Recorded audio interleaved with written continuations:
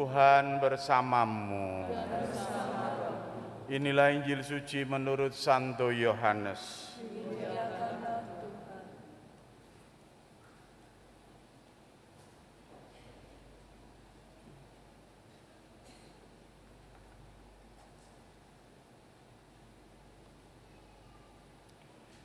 Sekali peristiwa ketika Yesus sedang berjalan lewat, ia melihat seorang yang buta sejak lahirnya. Yesus meludah ke tanah dan membuat lumpur dengan ludah itu, lalu mengoleskannya pada mata orang buta tadi dan berkata kepadanya, "Pergilah, basuhlah dirimu di kolam Siloam." Siloam artinya yang diutus. Orang itu pun pergi membasuh dirinya, lalu kembali dan dapat melihat lagi.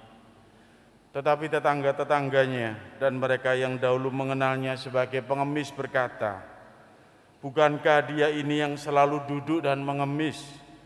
Ada yang berkata, "Benar, dialah ini." Ada pula yang berkata, "Bukan, tetapi dia serupa dengan orang itu." Ia sendiri berkata, "Benar, akulah dia." Mereka kemudian membawa orang yang tadinya buta itu kepada orang-orang Farisi. Adapun hari waktu Yesus mengaduk tanah dan memelekkan mata orang itu adalah hari Sabat. Karena itu orang-orang Farisi bertanya lagi kepadanya, bagaimana matanya dapat melihat?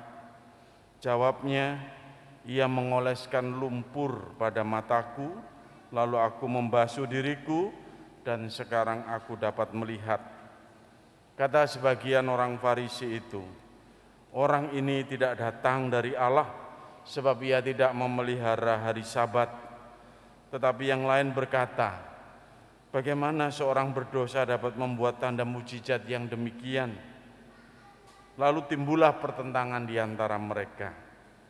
Kata mereka lagi kepada orang yang tadinya buta itu, "Dan engkau karena dia telah memelekkan matamu, apa katamu tentang dia?" Jawabnya, "Dia seorang nabi." Tetapi orang-orang Farisi menegur dia, "Engkau ini lahir sama sekali dalam dosa, dan engkau hendak mengajar kami?" Lalu mereka mengusir dia keluar. Yesus mendengar bahwa orang itu telah diusir oleh orang-orang Farisi. Lalu Yesus bertemu dengan orang itu dan berkata, "Percayakah engkau kepada Putra Manusia?" Jawabnya, "Siapakah dia, Tuhan, supaya aku percaya kepadanya?" Kata Yesus kepadanya, "Engkau bukan saja melihat dia, dia yang sedang berbicara dengan engkau, dialah itu." Kata orang itu, "Aku percaya, Tuhan." Lalu ia sujud menyembah Yesus. Demikianlah sabda Tuhan.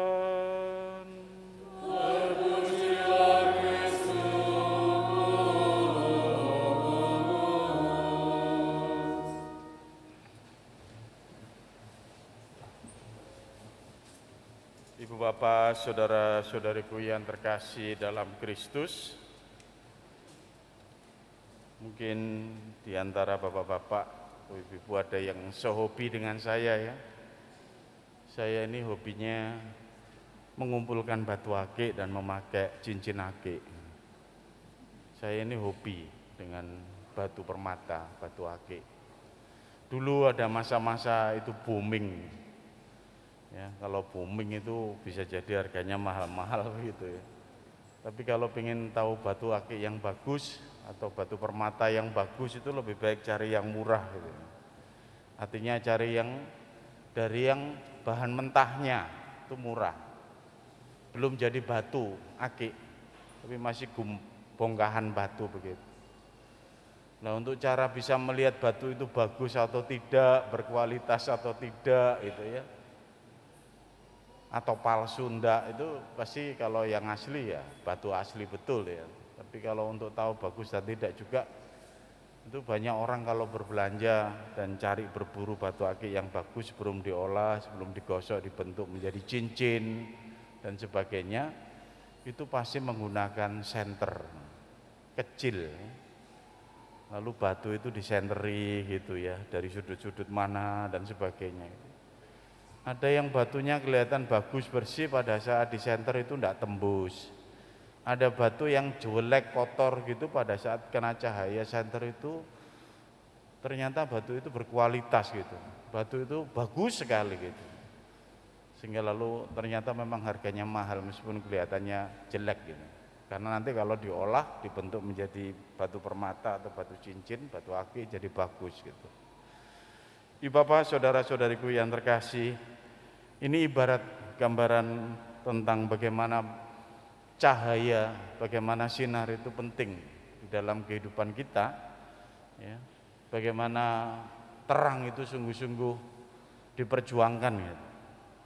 Kita bisa mendengar dari Injil bahwa Yesus ini membuka, memelekkan mata orang buta yang tadinya pasti ya tidak bisa lihat apa-apa, gelap semuanya begitu.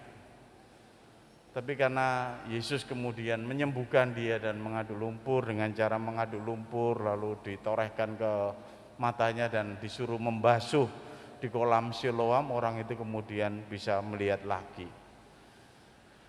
Yang menarik itu meskipun dari perbantahan orang-orang, ini siapa ini sebenarnya, dia pengemis atau orang lain dan sebagainya. Tapi karena terang dia bisa melihat sendiri, dia bisa mengenal Yesus sendiri. Yang menarik itu adalah dia mengenal lebih dalam, bukan hanya Yesus sebagai orang penyembuh gitu ya. Tama-tama dia mengaku Yesus ini sebagai nabi gitu. Ya karena terang itu tadi. Dia sudah melihat betul. Dan yang berikutnya justru dia melihat tidak hanya nabi ya, lebih daripada nabi. Karena Yesus ini putra Allah, putra anak manusia, digambarkan gambaran sang Mesias yang terurapi itu begitu. Nah, Bapak, saudara-saudariku yang terkasih dalam Kristus, proses untuk melihat, proses untuk memahami itu memang membutuhkan rahmat terang itu sendiri dalam kehidupan. Dan kita itu diajak dalam masa Prapaskah itu juga demikian ya. Kita diajak untuk sungguh-sungguh memohon kepada Tuhan untuk diberi terang, untuk diberi Roh Kudus sendiri gitu, untuk bisa menerangi siapa diri kita ini. Terserah orang lain ngomong apa, kamu itu pembohong, ah kamu itu keras kepala, ah kamu itu penipu, ah kamu itu jelek, ah kamu itu tidak berkualitas. Terserah orang ngomong. Ini kan seperti orang yang buta tadi.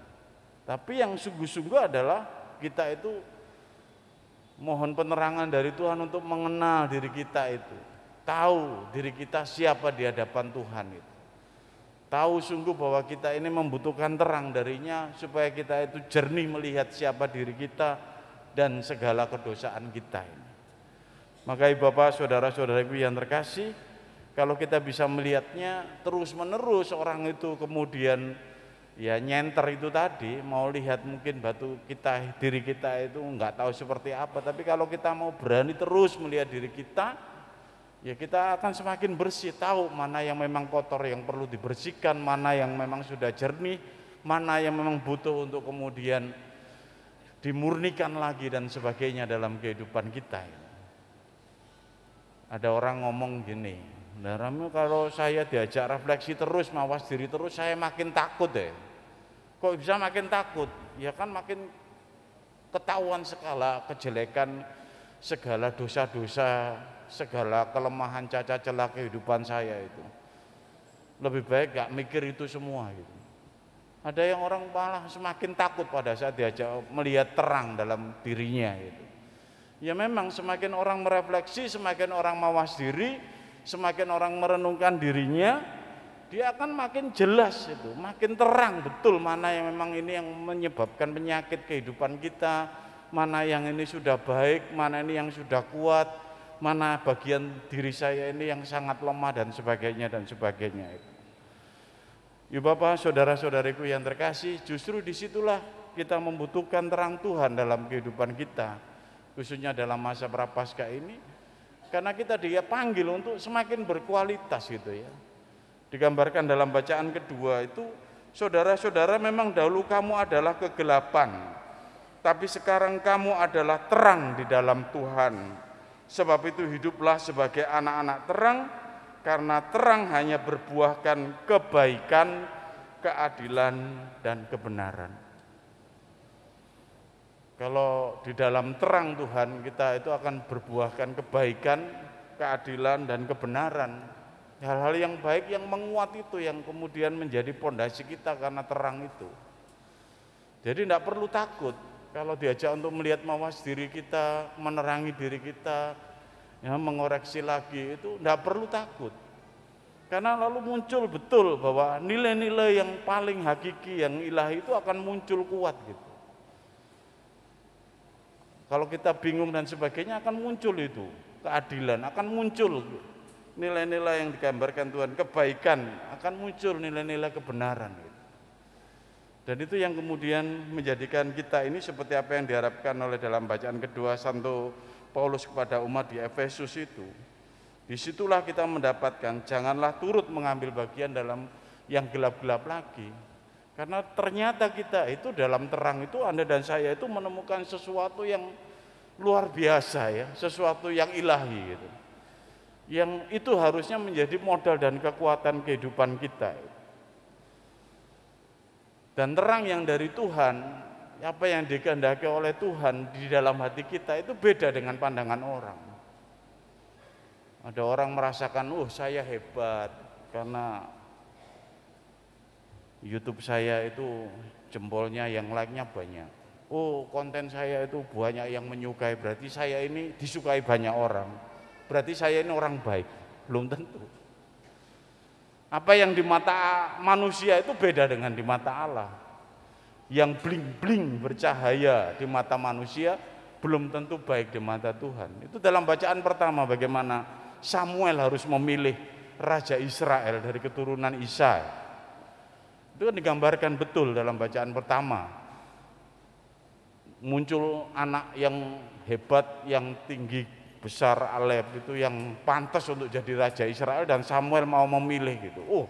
Enggak. Tuhan mengatakan bukan itu. Saya enggak mau itu. Jangan terkecoh dengan penampilan, kan begitu. Karena Tuhan tidak melihat penampilan, yang Tuhan lihat itu adalah hati. Ya, sekarang ini kita bisa melihat banyak orang terkecoh karena penampilan itu dan tidak melihat lebih dalam, melihat yang bercahaya, melihat yang bling-bling, melihat yang mempesona, melihat yang menarik, sudah hanyut. Ya. Itu banyak penipuan-penipuan termasuk di medsos itu yang memakai artis-artis Korea, orang-orang Korea, gambarnya cakep-cakep, ujung-ujungnya penipuan. Banyak.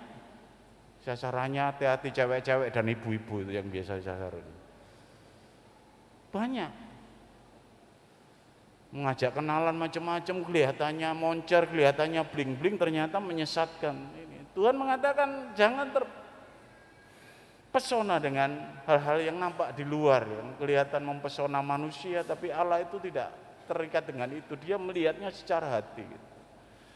Nah, Bapak Ibu, saudara-saudariku yang terkasih dalam Kristus, sebenarnya kesempatan kita ini di dalam masa prapaskah kita merenungkan untuk mawas diri ini kan. Tantangannya apa kalau kita ini mau mawas diri dan sebagainya. Sebenarnya sarannya itu ada. Sekarang ini trennya hilang gitu ya. Apa-apa healing kan gitu. Sebentar-sebentar healing gitu. Oke. Bukan berarti Romo Pras nggak setuju Anda healing, enggak. Tapi gunakan healing itu sekaligus untuk merenungkan diri Anda di tempat yang menyegarkan itu. Ya. Di tempat yang sungguh menyejukkan, di tempat yang menggembirakan, itu kesempatan yang hening untuk mawas diri itu. Ini orang pulang healing sampai rumah capek ngamuk-ngamuk mana, ini healing apa? Ya karena healingnya tidak healing sungguhan, healingnya itu hanya cepret-cepret aja. Pamer, saya sudah di sini, saya sudah di sana, begitu. Tidak ada waktu untuk tenang, tidak ada waktu untuk merenung di tempat yang sebenarnya sudah kondusif. Ya. Ini yang tantangan pertama. Anda sudah ada kesempatan, mungkin sudah punya biaya, mungkin punya peluang, punya waktu juga gitu. Tapi healing yang digunakan itu hanya untuk pamer, hanya untuk kesombongan, bukan untuk sungguh-sungguh kesempatan merenungkan diri sendiri. Ya. Ini yang tantangan pertama ini sebenarnya peluang bagi kita semua ini untuk mawas diri, untuk melihat lagi dengan terang Kristus, dengan Tuhan tunjukkan siapa aku yang sesungguhnya supaya aku lebih mengenal diriku di hadapanmu ini. Apa yang perlu aku perbaiki dan sebagainya. Atau yang kedua, tantangan zaman ini itu sibuk. Kita itu tidak punya waktu untuk mawas diri. Sibuk dengan banyak hal gitu, sibuk dengan banyak kegiatan, juga sibuk dengan banyak aktivitas baik di dunia nyata maupun di dunia maya. Sibuk jawab grup-grup, sibuk ini komentar ini, sibuk berita ini macam-macam, sibuk. Tidak ada waktu untuk mawas diri, untuk tenang, untuk melihat diri kita dengan lebih terang lagi. Ya Bapak, saudara-saudariku yang terkasih dalam Kristus, padahal justru pada saat kita itu melihat kegelapan hati kita, melihat diri kita, itu banyak sekali hal-hal yang ternyata mungkin perlu untuk kemudian dimohonkan berkat yang berlebih dari Tuhan. Contohnya apa? Ya seringkali orang mungkin uring-uringan, jangan-jangan ada sesuatu yang gelap dalam dirinya, yang belum diolah. Ada yang trauma, ada yang mungkin juga fobia tertentu. Ini kan ada bagian yang gelap belum berani kita lihat itu. Ada jangan-jangan dalam diri kita pandangan stereotip ya. Kalau lihat orang yang model seperti ini itu langsung curiga, langsung nggak suka. Ada apa padahal orangnya belum buat apa-apa gitu. Tapi kalau lihat model karakternya ini loh, aku nggak seneng model wong ini. Ada apa sebenarnya itu dalam diri kita ini?